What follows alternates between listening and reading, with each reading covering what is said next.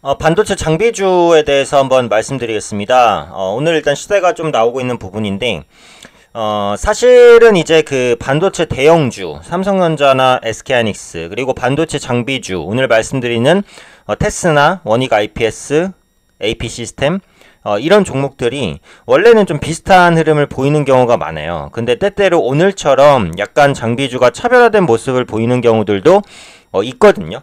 그렇기 때문에 그에 대한 원인부터 한번 말씀드리겠습니다.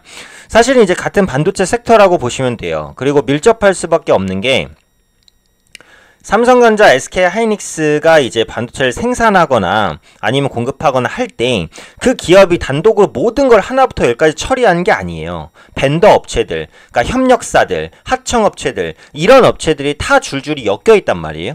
특히 오늘 말씀드리는 테스라든지 원익 IPS는 국내 주요 메이저 반도차사, 그래서 삼성전자는 SK하이닉스와 아주 밀접한 관계를 가지고 있기 때문에 주가가 어느 정도 동행하는 흐름들도 보입니다. 그런데 오늘 같은 경우에는 확실히 차별화가 돼요. 테스 같은 경우에 지금 13% 수익으로 줄었는데 장중에 24%까지 급등을 했고, 원익 IPS 같은 경우는 장중에는 이제 8%까지 급등을 했고 지금은 플러스 5%까지 좀 내려와 있는 상황입니다. 근데 오늘 반도체 대형주가 크게 움직이지는 않고 있죠. 그래서 그에 대한 차이점들을 한번 좀 말씀을 드릴게요. 근데 사실 이제 전에 제가 삼성전자나 SK하이닉스를 언급드릴 때도 그랬었지만 반도체는 사이클이 굉장히 큰 업종이다라는 말씀을 드렸어요. 그래서 여기가 이제 뭐 정점이고 여기가 이제 뭐 바닥이라고 본다면요. 지금 반도체 사이클은 어떻습니까? 정점을 지났어요. 그쵸? 정점을 지나고 요렇게까지 지금 꺾이고 있는 상황이에요. 그런데 어디까지나 사이클이 꺾이진 않아요. 사이클이 바닥권에 오면은 다시 반등을 하면서 올라갑니다. 물론 이렇게 정확하게 원을 그리면서 간다는 얘기는 아니에요. 근데 제가 드리고 싶은 말씀은 반도체주는 사이클이 크다. 그리고 진폭이 크기 때문에 실적이 좋을 땐 진짜 엄청 좋았다가 나쁠 때는 상당히 안 좋아집니다. 예전에 SK하이닉스가 실적이 좋을 때 몇 조씩 벌었다가 안 좋을 때는 몇 조씩 이제 손실을 보기도 했어요. 그래서 그런 부분들을 생각하시면 이해가 쉬울 것 같아요. 그런데 반도체 장비주 같은 경우는 반도체 대형사랑은 사이클이 조금 다르다고 봐야 돼요. 오히려 반도체 경기가 꺾이거나 안 좋을 때도 수주에 대한 기대감이 부각될 수 있는 게 반도체 장비주입니다. 이 반도체 사업은요, 승자 독식 사업이라고 봐야 돼요. 공존이 아니에요. 누군가 살면 누군가는 죽습니다. 반도체 업체는. 이게 뭐예요? 이걸 치킨 게임이라고 하잖아요, 보통. 보통 이걸 치킨 게임이라고 합니다. 그 차 두 대가 이제 마주보고 달리는데 핸들을 꺾으면은 이제 좀 뭐랄까 나약한 사람이 되고 그대로 가면은 박아서 죽는 거예요. 그런 딜레마에 빠지는 게 이제 치킨 게임인데 보통 이제 우리가 산업에서 쓰는 치킨 게임은 뭐죠? A라는 기업과 B라는 기업이 경쟁할 때 가격으로 맞붙는 거죠. 그래서 가격을 싸게 해서 나머지 한 기업을 완전 죽여버리는 겁니다. 그리고 살아남은 기업이 그 시장의 이익을 어때요? 독식하는 거죠. 반도체도 마찬가지예요. 반도체는 대량 생산을 하면 할수록 생산 단가가 떨어집니다. 그럼 뭐예요?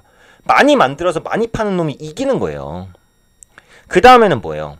기술 발전이 핵심이에요. 지금 삼성전자나 SK하이닉스가 글로벌 D램 시장에서는 엄청난 기술적 우위를 점하고 있잖아요. 하지만 이런 기술에 대한 투자가 지금부터 끊긴다면 몇 년 내로 중국에 그냥 따라잡힐 겁니다. 끊임없는 투자가 필요해요. 끊임없는 투자가. 시황이 좋을 때만 투자하고 시황이 안 좋을 때 투자하지 않으면 나중에 시황이 좋아질 때 내가 이익을 얻을 수가 없는 거예요. 시황이 좋든 안 좋든 반도체에 대한 투자는 꾸준하게 이루어질 수밖에 없어요. 그러니까 테스 같은 경우도 보시면은 최근에 수주공제가 공시가 꾸준히 나오죠.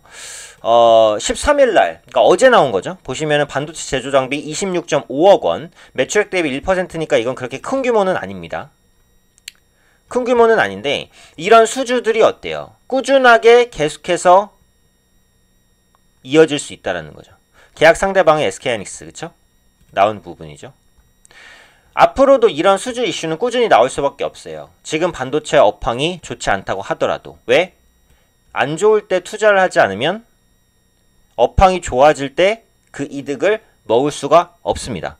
그래서 산업계에서도 이런 부분들을 알고 있기 때문에 오히려 시황이 안 좋을 때 더 적극적인 투자를 하는 경향도 있어요.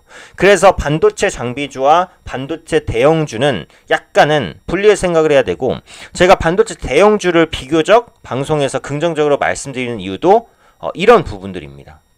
특히 원익 IPS나 테스 같은 종목들은 삼성전자나 SK하이닉스 같은 아주 대기업사를 직접적인 주요 고객들로 이제 확보를 하고 있는 업체이기 때문에 실질적으로 이제 반도체 수주 물량이 나왔을 때 수혜도 가장 크게 받을 수 있는 그런 부분들이 있어요.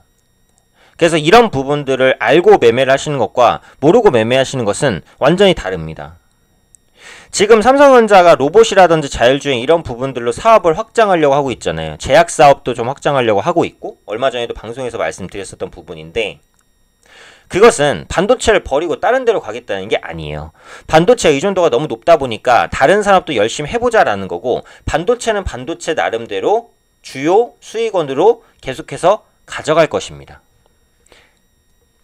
SK하이닉스는 원래 반도체에 특화된 업체고요.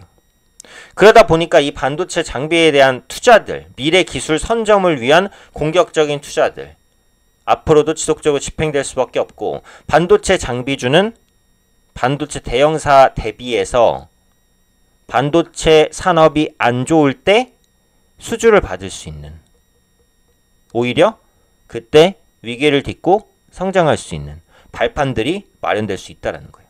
그래서 결론적으로는 반도체 장비주와 반도체 대형주는 일단 비슷한 흐름을 보이는 건 맞습니다. 하지만 투자에 대한 부분은 업황과는 약간 무관하게 진행이 될 수 있는 부분들이 있기 때문에 테스라든지 원익 IPS 같은 반도체 장비주는 반도체 사이클에 무조건 맞춰서 투자하기보다는 오히려 시황이 안 좋을 때 역설적으로 저가 매수를 하는 전략도 가능할 수 있겠다는 거예요. 그동안 원익 IPS 같은 경우 많이 빠졌어요. 최고가 4만원에서 지금 뭐 거의 반토막 났다가 이제 올라오는 것이고, 테스 같은 경우에도 이제 굉장히 많이 빠졌잖아요. 43,000원에서 역시 반토막 이상, 거의 뭐 4분의 1 토막 났다가 최근에 반등하고 있는 흐름입니다. 그쵸? 그래서 지금 시점에서 뭐 급작스럽게 더 급등한다 라고 보기는 어렵겠지만, 조정이 나온 이후에는 재반등을 시도할 수 있다고 봐요. 그렇기 때문에 반도체 장비주에 대한 사이클은 반도체 대형주와는 조금 다를 수 있다는 부분을 유념하시고 매매하시는데 도움 되셨으면 좋겠습니다.